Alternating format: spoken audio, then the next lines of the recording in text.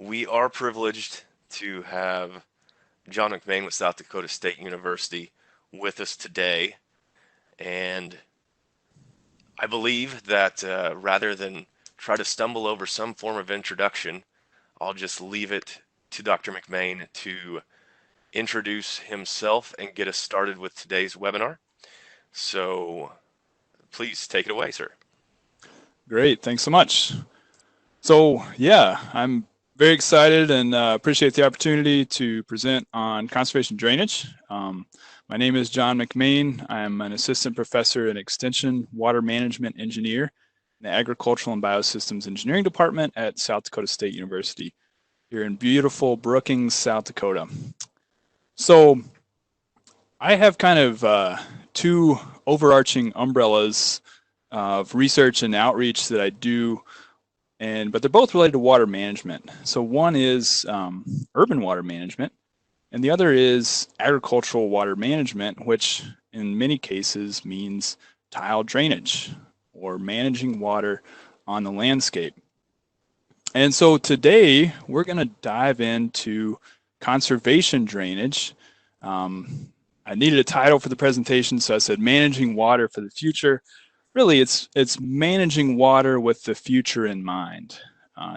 It's designing practices and thinking about things holistically. So what we do now in one place doesn't negatively impact a different place or a different time. And so to start out with, we want to get a lay of the land, kind of what the landscape is like and why we're even discussing water management. Well, 2019, not to bring up bad memories for anyone, but 2019 was an exceptional year. Exceptional in ways that are not generally positive. So this is I went through the data and found the South Dakota crop insurance claims for 2019. And no surprise here, but over 60% of the crop insurance claims were related to excess moisture. Drought, there were only 3 out of the 6,000 or so claims related to drought. It's not often that I see that there's that limited amount related to drought, even in wet years, but 2019 was exceptional. And so with excess moisture, that's on people's minds. If you're raising a crop to feed a family or to make a living, then your concern is being able to manage that water to raise that crop. Excess moisture doesn't allow you to do that. And so enter tile drainage. So tile drainage, really I guess the benefits are often cited as more timely field work, and then managing excess water on the landscape. But a lot of it comes down to yield too. And so this is a study from 2012, Matt Helmers, Reed Christensen, and others, looking at a 4-year period of corn yield with shallow tile, conventional tile, controlled drainage, and no drainage. And what we see is really for most of the years, 2007, 2008, 2010, statistically, there was no difference between the treatments. 2009, there was a significant difference, but average conventional tile had a significantly higher yield than no drainage. And so not just from a timeliness of operations perspective, but also from a yield perspective, tile does translate into agronomic profitability in many cases, or it is a tool that helps with that. And so then we've also seen tile increase, especially in South Dakota, but across the Midwest, and we'll look at a map looking at that on the next slide. But a big reason of this is precipitation continues to increase. So this map, this is a study done by Chris Hay and Dennis Toddy, published almost 10 years ago now in 2011, but it looked at the period of time from 1991 to 2009 compared to 1961 to 1990. So more recent past compared to the 30 years prior. And so average annual precipitation has increased from anywhere from 2 inches to over 5 inches in a lot of this kind of upper Midwest region. We do see areas where precipitation on average over those periods has decreased, but by and large, it's either been a small increase or a large increase. And so this is translated into some things that probably a lot of people never expected to see. Devil's Lake in North Dakota is well documented as having increase in size, increase in depth significantly. In South Dakota, we have similar issues. Wabae Lake and Bitter Lake, kind of in the northeast corner of the state, where you see that darker blue. And it's not just amount, but since 1990, South Dakota has averaged 14% more 1-inch rain events. And so for some parts of the country, that's not a significant rain event, but for South Dakota, it's more intense rains in addition to more rains in general. And not only does the amount and the intensity is changing, but the timing is changing. And that may be the most significant change, because precipitation is now coming more in the non-growing season, fall, winter, and spring, when there's no evapotranspiration. Evapotranspiration can make up upwards of 50% of the water balance, but there is little to no evapotranspiration happening in fall, winter, and spring. So precipitation is increasing. Managing water is at the forefront of people's minds. So this is a map looking at, it's the U.S. Census of Ag from 2012 to 2017. This is in 2017, the acres tiled as a share of cropland acres. So basically the percent of cropland in each state that is under tile drainage. And most of the tile, as we would expect, is in the areas bordering the Great Lakes. So Michigan, Indiana, Ohio, or the traditional Corn Belt states, Iowa, Minnesota. South Dakota is actually 6th in corn production. I'll throw that out there. Not necessarily considered a traditional Corn Belt state, but most of the tiling that has been done historically is in kind of the Midwest and upper Midwest, or the eastern part of the upper Midwest.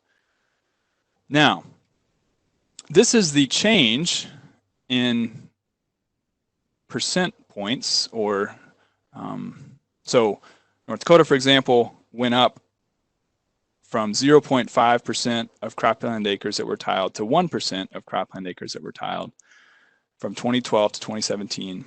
But we see, even in states such as Minnesota and Iowa, and Indiana and Michigan, where tile is pretty significant already, we see continued increases in tile.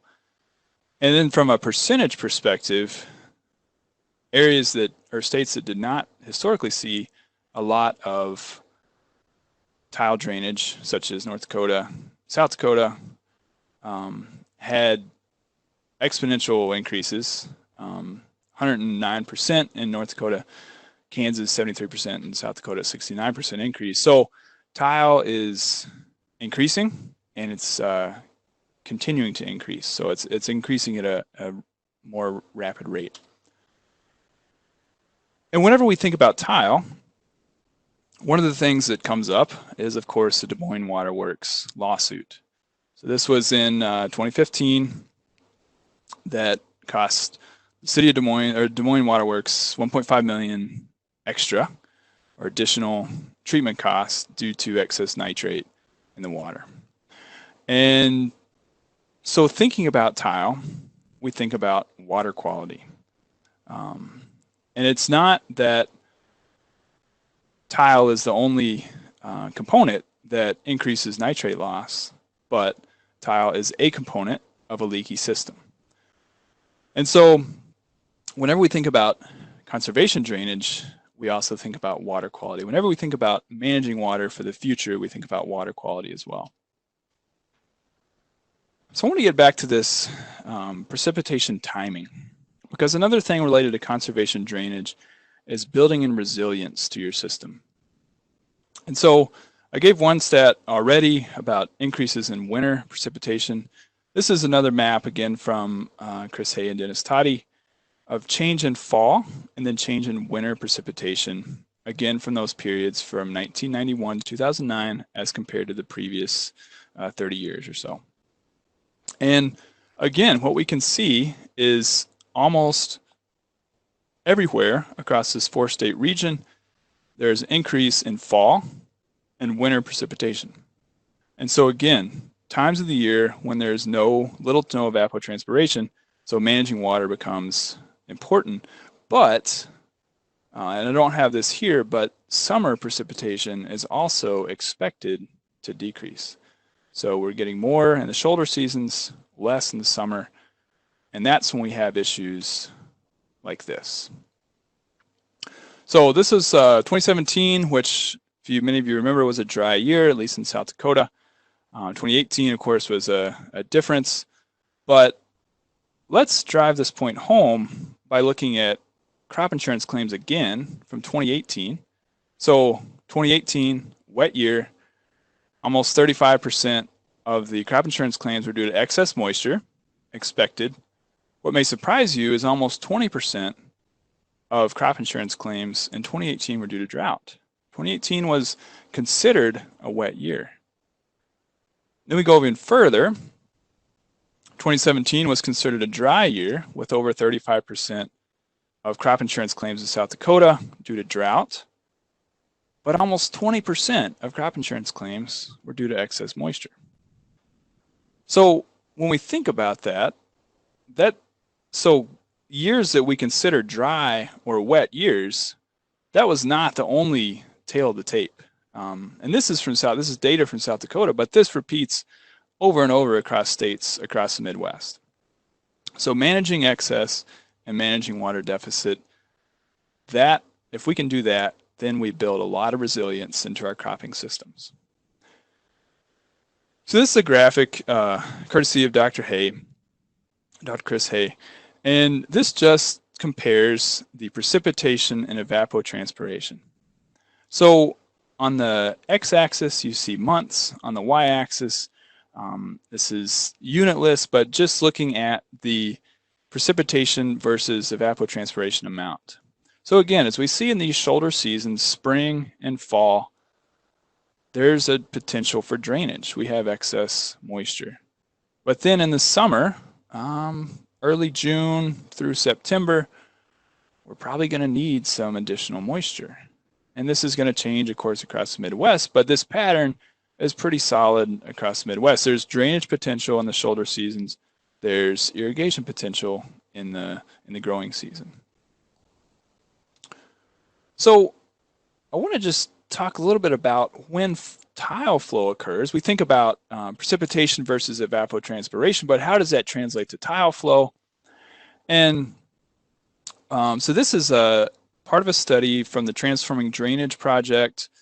The manuscript is in preparation and should be published toward the end of the year or beginning of next year. It's led by Dr. Matt Helmers with many co-authors.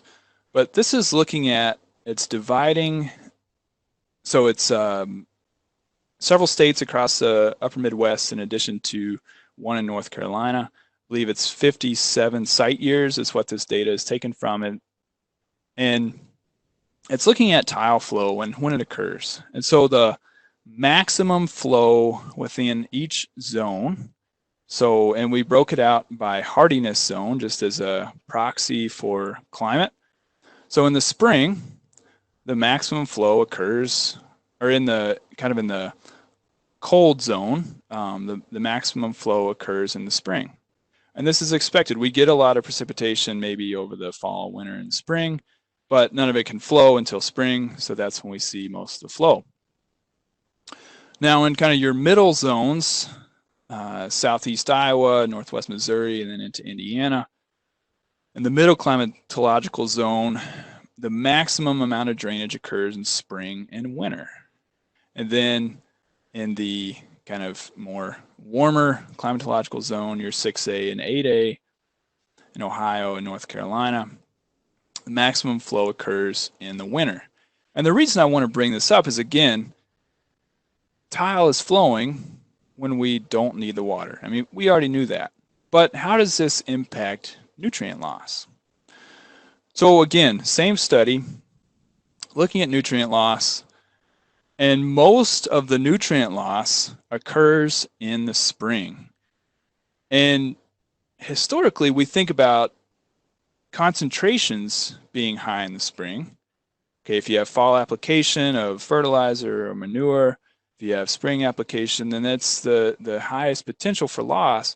But what Dr. Helmers and the team has found so far is that the flow rated concentration does not vary much across the season. There's no significant difference among concentration across the seasons. So most of this loss is due to higher flows in the spring.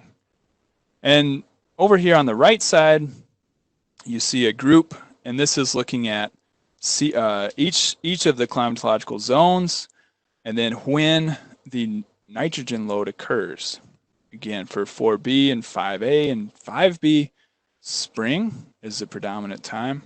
As we get into the warmer climates, nutrient loss occurs mostly in the winter. So what if we could hold that water in the soil profile? What if we could treat that water? What if we could keep that water from leaving the site, leaving the system? Could we manage nitrogen loss and also excess water at the same time? So conservation drainage. I'm just going to give a couple of definitions. First, this is from an article by Dr. Hay. Conservation drainage is an emerging set of practices designed to maintain the benefits of agricultural drainage while addressing water quality and flow impacts. Basically looking at drainage for crop production while also considering water quality and flow. Dr. Laura Christensen, University of Illinois. I really like how she says conservation drainage is like a handshake in the field. One hand is agronomic productivity, the other hand is being a good upstream neighbor. So you're balancing those two pieces. And the bottom line is conservation drainage practices can increase resilience. So like we talked about, the challenges of water coming not when we can use it, but then not having it when we need it. So increasing resilience while improving water quality. So when we think about loss, there's two things that we have to consider. Volume, or the amount of water leaving a field, and concentration, or the amount of whatever constituent, we'll say nitrate, that's in the water. So each of these different scenarios have approximately equal loss, but we address how we deal with the loss in different ways. So if we have a high volume and a low concentration, well, our solution is to reduce the volume. If we have a medium volume or medium concentration, our solution is to reduce the volume or the concentration, excuse me. And then if we have a low volume but a high concentration, our solution is to reduce the concentration. And so in each of these situations, high volume, low concentration, that sounds like a lot of winter and spring drainage. We're losing the water. It's not that the concentration is particularly high, but so how can we reduce the volume? And then on the other end, low volume, high concentration, well, that sounds like we didn't do enough within the field, and we're still losing, some amount of water, so we need to treat that water before it enters a receiving body of water. So this is just a run through of conservation drainage practices, and I'm only going to really dive into the last three: saturated buffers, controlled drainage, and drainage water recycling.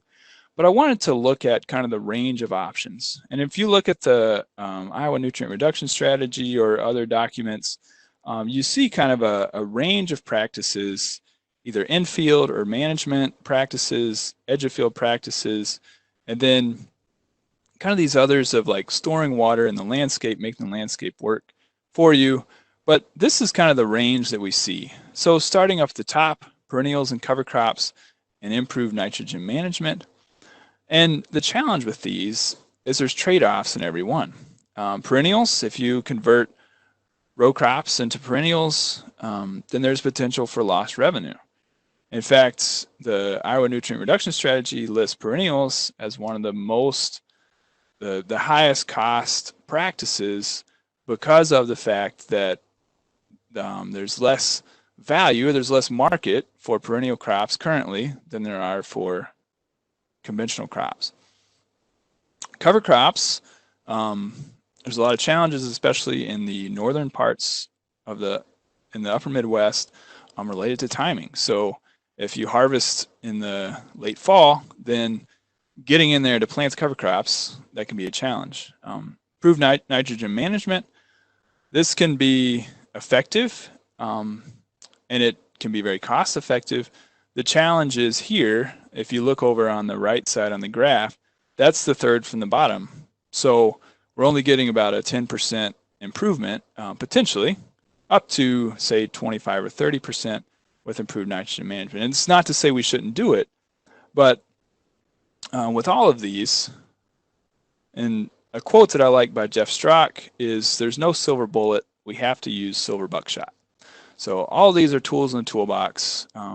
So as we think about drainage, we think about downstream impacts, all of these should be on the table to consider impacts. I want to touch briefly on tile drainage and soil health. So I'm a big proponent of soil health. It improves the functionality of the landscape to manage water. And unfortunately, a lot of times we see these at odds. We see as either tile drainage or soil health practices. I don't think that has to be the case. And in some cases, so if poor drainage is due to poor soil health, then tiling is likely not going to solve the problem. If you have very saline soils, or if you have a hard pan at the top of the soil or a very high clay content, then tiling, the water won't be able to get to the tile to take care of the issue. But if you have poor drainage because of a high water table, then tiling can improve the water management situation and also enable producers to implement soil health practices. So because cover crops are just the same as other crops, that they still need sufficient water management, they still need sufficient air within the soil matrix to be able to effectively grow and produce biomass. So this is from a recent publication by Dr. Eileen Klodivko at Purdue University, and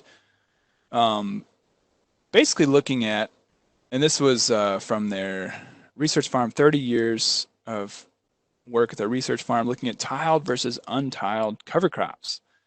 And so we can see a clear difference between the tiled and the untiled.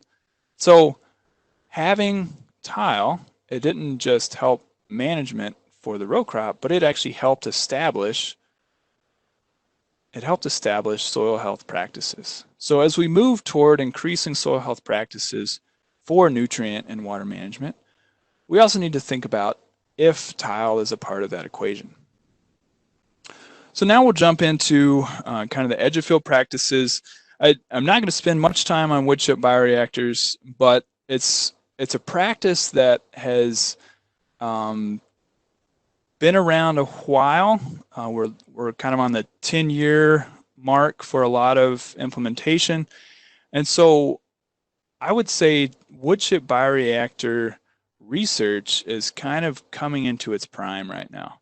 There's been a lot of practices that have been in long enough that we're seeing long-term impacts, when we need to recharge these systems, how effective were different designs. And so we're now really moving into the optimization stage, kind of the long-term management stage. And if you're interested in woodchip bioreactors, I would encourage you to look up Dr. Laura Christensen again with the University of Illinois. I consider her one of the leaders in the world on woodchip bioreactors, and she has a lot of really cool research going on in that area. Really cool, but also very applicable and practical research. But basically, if you're not familiar with Woodchip bioreactors, you have a control structure that diverts water into a trench that's filled with wood chips. You maintain saturation or anaerobic conditions within the wood chips, and bacteria, which work under those conditions, anaerobic conditions, they convert nitrate into nitrogen gas, and also sometimes nitrous oxide if your retention rate isn't quite right. So basically, you're forcing a natural process to work for you. Denitrification is a natural process, giving it a carbon source, giving it anaerobic conditions, putting those bacteria to work. Okay, the next several slides, I'm going to cover the practices that are being looked at in the Transforming Drainage project.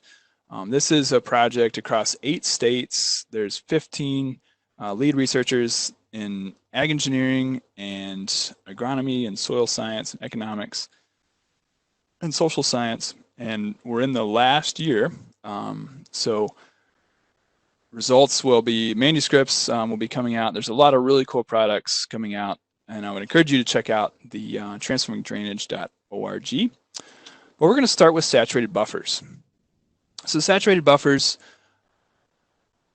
basically routing a tile through a buffer area. If a tile is routed through a buffer area, installing a control box with a lateral, so the lateral runs parallel to the stream or the ditch, and then forcing the water that would just enter straight into the stream or ditch into those laterals so it flows through the buffer or through the saturated buffer into the stream. So this allows nitrate to be removed via, again, denitrification and then plant uptake to reduce your nitrogen loss. This doesn't have a lot of agronomic impact, but it is very effective and fits well into a lot of farming operations because it's edge of field, it's utilizing existing vegetation and existing buffer area. So on average, they perform average reduction 40 to 45%, but there's a huge range. And the things that affect that is basically how much of the buffer you're able to utilize with the lengths of the laterals, your flow rate. So if you have a very high flow rate, you're going to get a lot of bypass. So you're not going to get a lot of water flowing through the buffer itself. You'll just get it outletting into the ditch.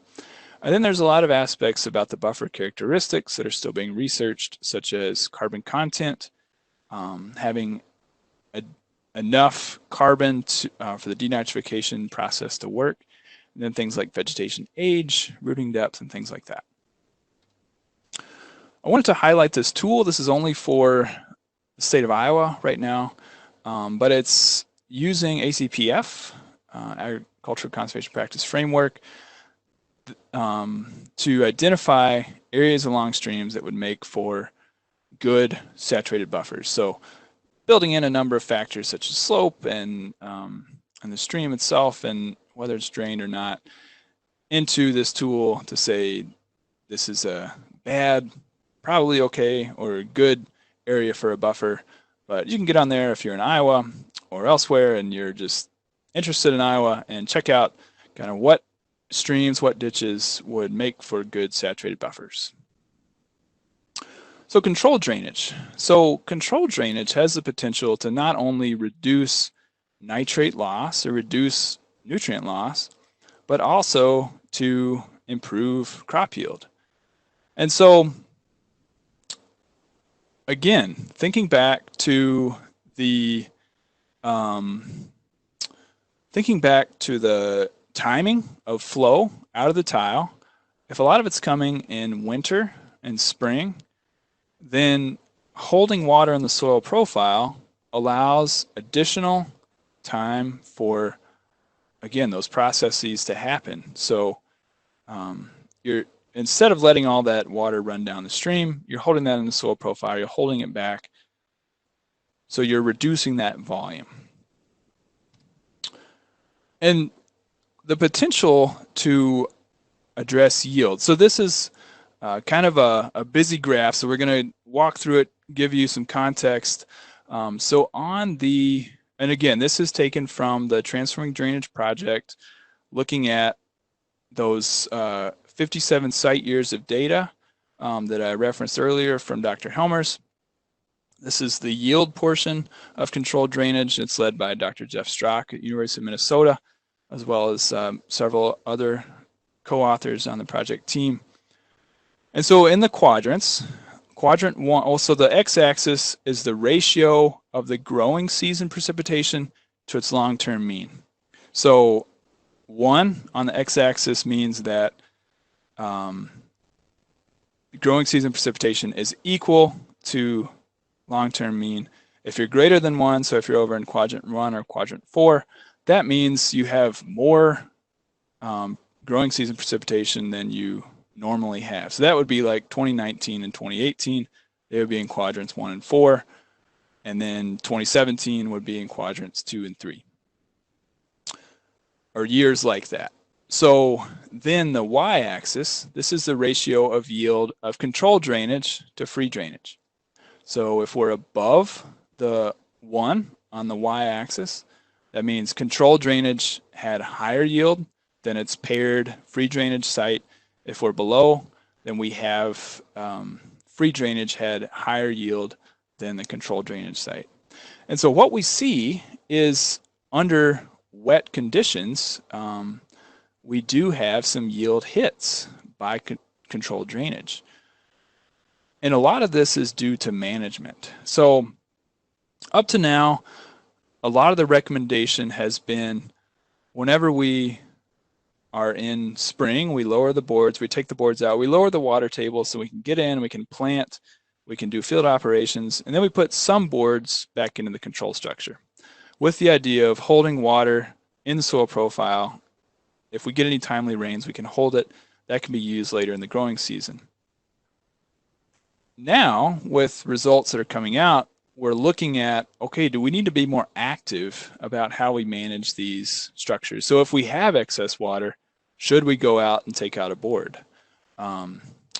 Automation, I believe, is the future of this. So looking at a number of factors such as soil moisture, weather, forecasting, and things like that to actively raise and lower the boards.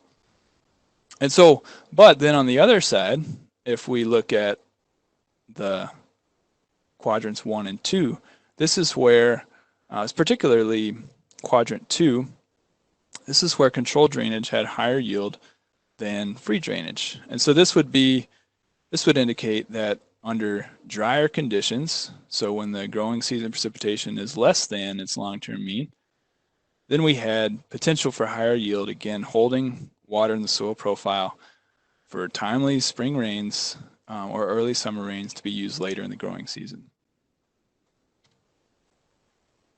As far as water quality goes, so this will be the result of the manuscript led by Dr. Helmers, but kind of historic results, average nitrate reduction around 30%, but a range of 15% to 75%. And if you think about, if we have a particularly a lot of water, then we're going to have less nitrate reduction, because remember, this is all related to flow. So if we can hold flow back, if we can hold water in the soil profile, we're going to get nitrate reduction. We're decreasing that volume. And then in general, nitrate concentration is not changed by controlled drainage. If we think back to the maps I showed earlier, nitrate concentration was not different across season, and really it was not significantly different across the sites either. There is a site suitability tool, and this is on the transformingdrainage.org website. There's a really nice tools menu on there. This accounts for slope, seasonal high water table, so if it's likely that the land is drained or would have drainage, and then land use, so if it's ag land or not, and then if it's a contiguous area, if there's 15 acres or more, then it might make sense to invest in controlled drainage. Typically, a control structure runs around $1,000.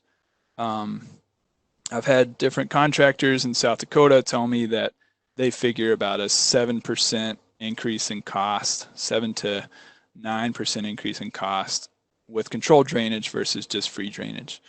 It's much more effective on low slope area because you can control a much wider area or a much larger area with a low slope than if you have to install control structures every couple hundred feet because you have a significant elevation change. So the last one is kind of the granddaddy of control.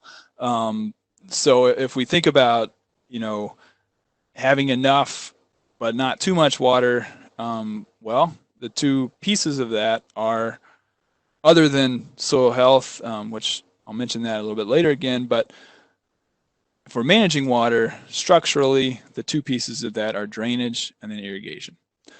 And so essentially what we have is a retention pond where drainage water is captured, again, during those times when it's not used, fall, winter, spring, whenever we have drainage but no growth. So we're still getting the water out of the field, but then water can be used for irrigation during dry times of the year. So instead of holding it in the soil profile, we're actually holding it outside of the field in a reservoir or a pond, and then putting that back into the field as irrigation when we need it. And I mean, if I presented this to a group of farmers last year, and I was running through it with some colleagues, and my one colleague who also farms, he's like, well, really, John, what you're doing is you're taking that 4-inch downpour in July, you're holding it, you're putting it back on the field, and during that 4 weeks of August that you don't get any rain. And it's like, that's pretty much it. So you're taking excess water when you don't need it, holding it, using it when you do need it. And if we think about, that's likely going to decrease or reduce crop risk. So this is another manuscript in preparation through the Transforming Drainage Project. So Dr. Kelly Nelson is leading this team from the University of Missouri. And I'm going to talk through the graph and then get to the conclusion. So on the left side, on the y-axis, these are the site years. So all the different sites and what year it was. So top is Shelby, Missouri, 2007, Van Wert, Ohio, 2007. And the way that Kelly and others have broken these out is in dry years. So that's 1 to 3.3 inches. Normal years, 3.5 to 7.1 inches. And then wet is 7.2 to 18.2 during crop growth stages from V9 to R2. So, and then what the bars represent is the yield advantage. Again, these are paired studies, so looking at drainage water recycling versus free drainage. So the bars are the yield advantage. How much yield advantage did you get, or basically what was the comparison between those paired studies? And so what has been found, and so again, this is 53 site years. These are different sites than the controlled drainage, of course. So 53 site years. Drainage water recycling was more resilient, producing higher yields than free drainage systems at 57% of the site years evaluated. When precipitation was low, drainage water recycling had higher yields 69% of the time, with an average yield increase of 59 bushels an acre. So this basically saying that this especially paid off when drainage or when precipitation was low, which that makes sense. But kind of in your normal years, quote unquote normal years, drainage water recycling systems increase yields at 61% of the site years, and that's an average yield increase of 41 bushels per acre.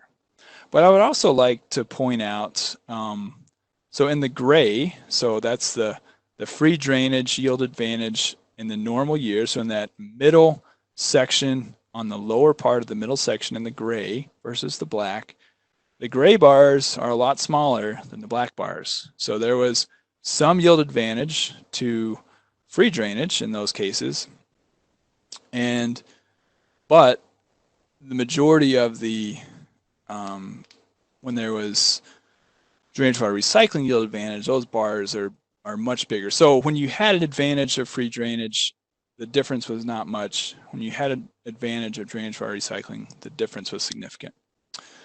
And then finally in wets, when we would expect to have the least amount of benefit, we still saw 58% of the site years had higher yields with an average yield increase of 17 bushels per acre.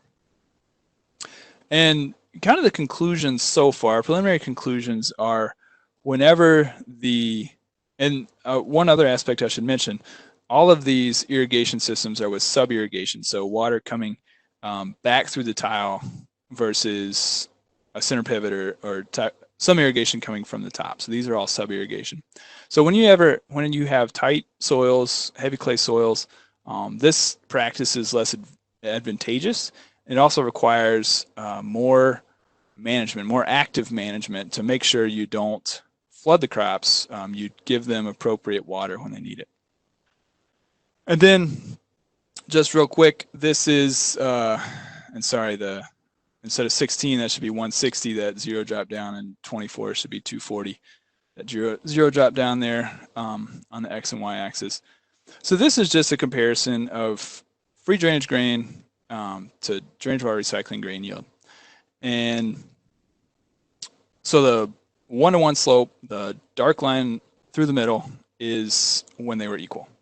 And so you can kind of see at 200 bushels an acre, that's kind of when we have our, the majority was, a benefit we saw was under the drainage water recycling, under that. And then there's a lot going on here, but this is different crop growth stages and then precipitation that occurred during those crop growth stages. Where we see the biggest benefit, so the shaded line or the solid line versus the dashed line, the biggest benefit occurs at about 100 millimeters of precipitation for V9 to VT, and then 55 or so millimeters of precipitation for R1 to R2. And then above that, or later in the growth stage, you don't see as much benefit. There is a really nice tool. So kind of stepping back from the technical stuff as much, getting into more application-based tool. So this is on the Transforming Drainage website and can incorporate 30 years of rainfall, and then gives you amounts of water storage and water or irrigation availability for different size reservoirs. So this can be very helpful for various sizing questions that you might have. So this is kind of pulls from some of the resources that I talked about today. Transforming Drainage, that is specifically about the Transforming Drainage project and includes information, tools, resources. It's very good. The data itself from the project is going to be housed at the second link, and that's on the Iowa State website. And so you can actually go in there, look at all of the sites. It will be fully up and running again when the project ends, but it's currently under construction, but can still get on there and do some data visualization. And then Conservation Drainage Network is at conservationdrainage.net.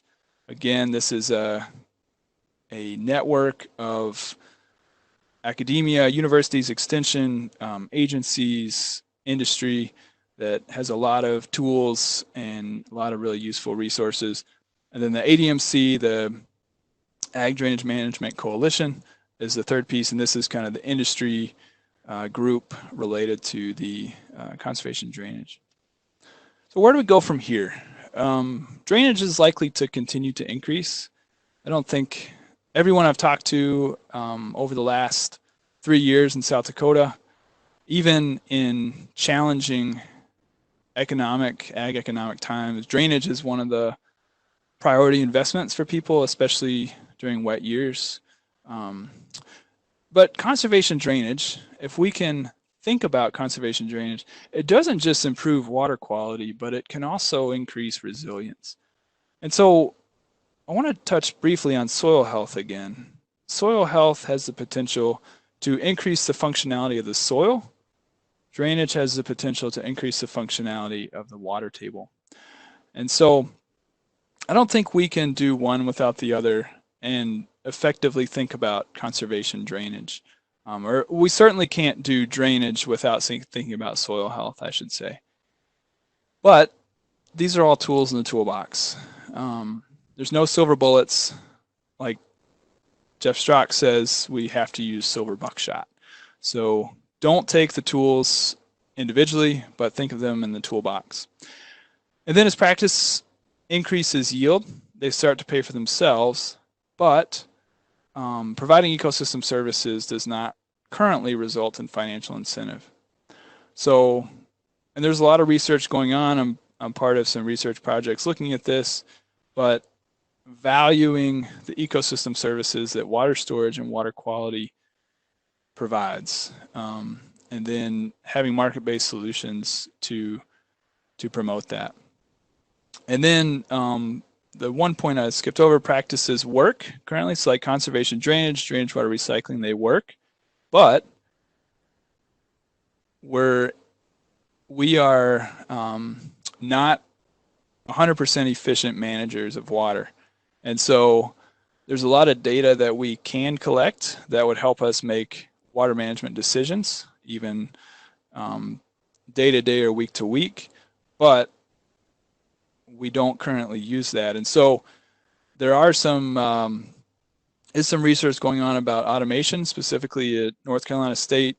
Dr. Muhammad Yusuf and his PhD student Ehsan Bagari, they're looking at a completely automized or automated drainage water recycling system. So as soil moisture gets too low, if precipitation is not anticipated, then water will be pumped out of a retention pond back into the field as irrigation. And so as individuals, if we don't have that data available, we're not likely to be able to make those decisions. But incorporating automation enables, both for controlled drainage and drainage water recycling, enables us to make those decisions.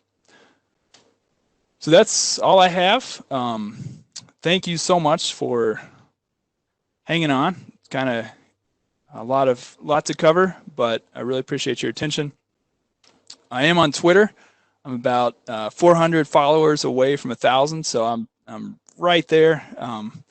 Anyway, so if you have any questions, I'd be happy to answer them now or follow up later. We have questions, and I will ask those in the order that they were submitted. The first question is asking, is it less expensive to pump water out of a reservoir than to pump out of the ground? That's a good question. So drainage water recycling, that's one of the biggest challenges is the upfront investment. And so if you think about building a reservoir that's multiple acres, that's a lot of earthwork, and that's a big investment. Having said that, depending on the depth of your water table that you're pumping out of, your pumping costs would likely be less. But drainage water recycling is a resource intensive, at least at the beginning, or investment intensive practice. So you really have to consider, again, use that tool to evaluate whether it works best. Okay, we have a lot of questions concerning the way in which research compared drainage practices to yield. Do any of the studies, particularly the drainage water recycling, consider other factors than yield? One asks about cost and overall profit. One asks about on-field inputs. Another asks about differences in nutrient loss, change in nutrient uptakes of plants. So has there been any focus on anything other than yield with this research? Yeah, so that's a great question. So many variables, right? And really, yield is only one piece of the equation. In fact, it's maybe even a minor piece, right? If we think about overall profitability. So, okay, from a yield perspective, in terms of accounting for variables, um, all of the sites were paired sites. So there was a free drainage field and a drainage water recycling field.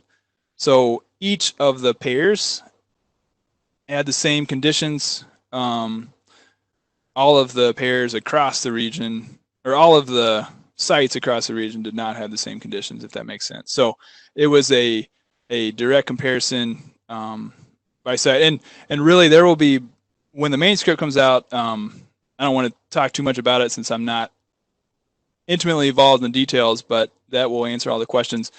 In terms of other factors being considered, so yes, we are considering water quality, looking at water quality reduction or improvement, not water quality reduction, looking at water quality improvement, and then, yeah, multiple of the other factors. So this data set, I mean, if you can imagine the number of sites, so across 8 states, multiple sites per state across, some were only 3 years, some were as many as 10 plus years. There's hundreds of site years that are being analyzed to look at many different variables.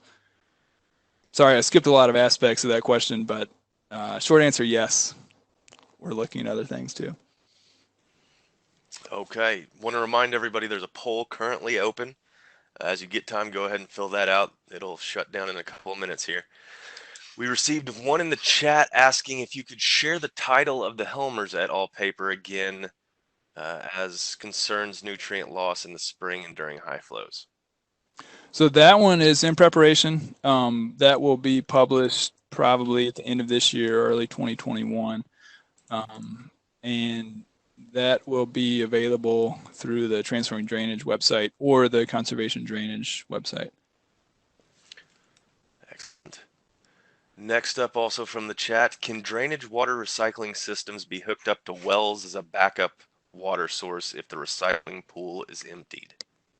Yes, yes, they can. That's a good question too. So there's a producer in kind of central South Dakota, east central South Dakota, that has a system like that. So he has a reservoir in addition to wells, and so he uses both to kind of supplement groundwater irrigation with drainage water.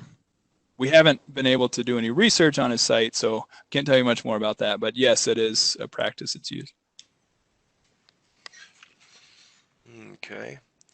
Heading back over to the Q&A.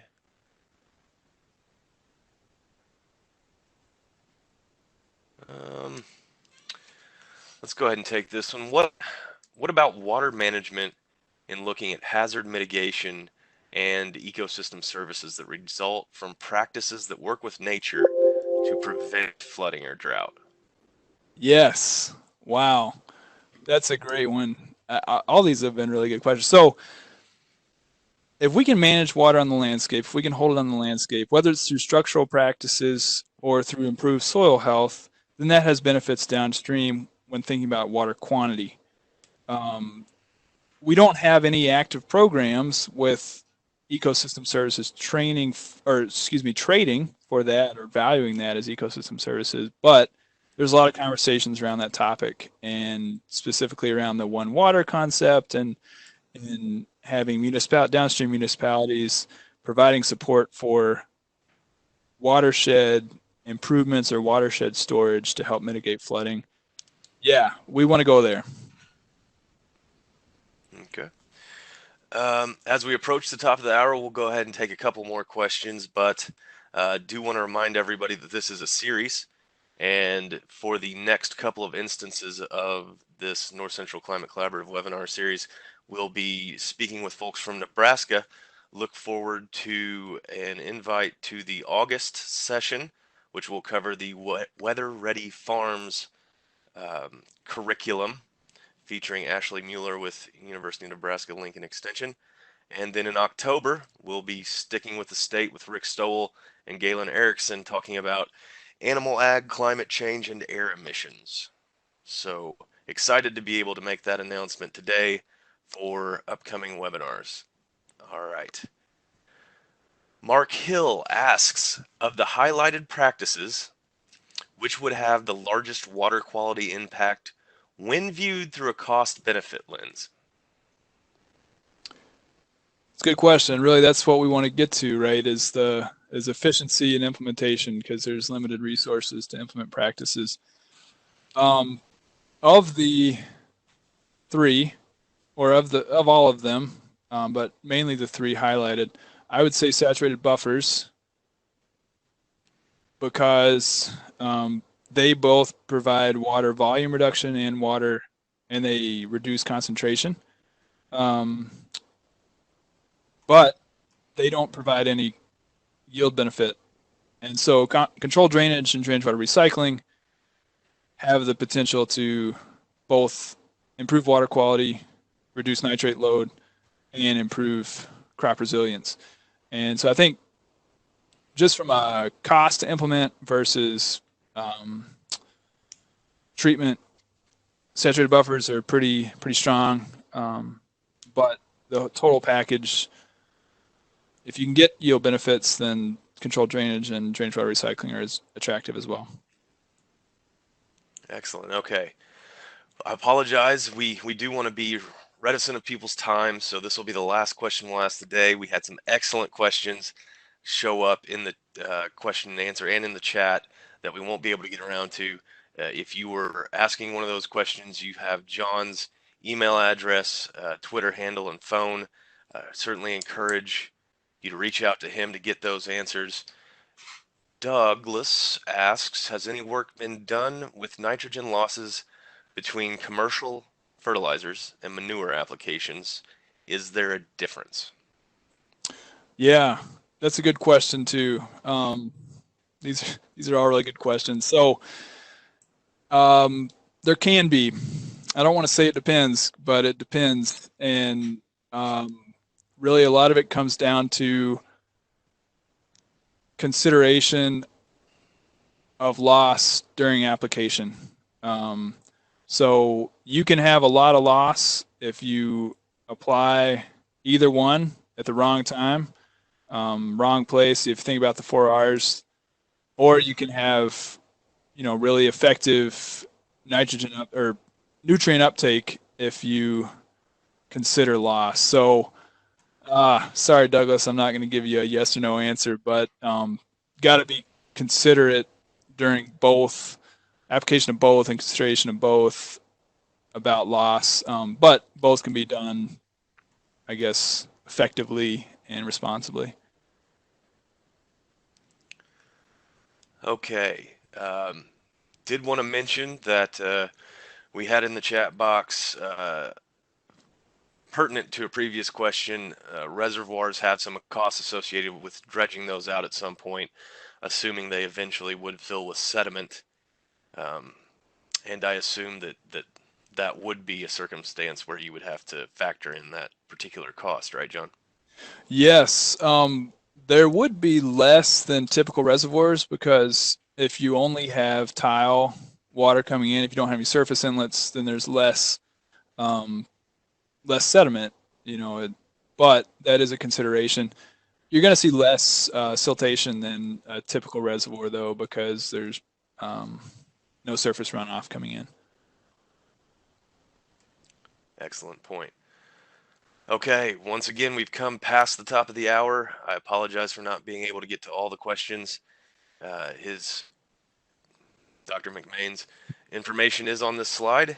We thank you all for attending today and look forward to seeing you on future webinars. Thank you for filling out the poll, and have a great afternoon.